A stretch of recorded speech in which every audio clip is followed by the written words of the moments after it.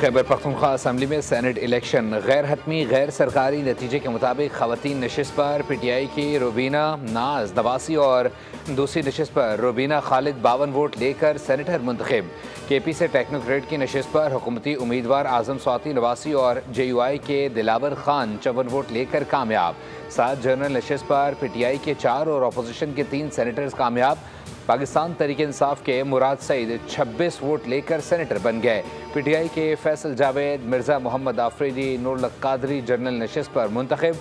फैसल जावेद ने 22, मिर्ज़ा मोहम्मद आफरीदी ने 21, नूरुल कादरी ने 21 वोट लिए।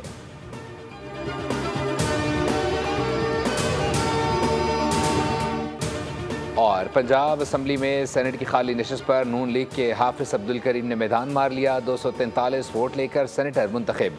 मजमूई तौर पर 345 वोट कास्ट किए गए। वज़ीर आला पंजाब मरीम नवाज ने भी वोट कास्ट किया। नशिस्त प्रोफेसर साजिद मीर की वफात के बाद खाली हुई थी।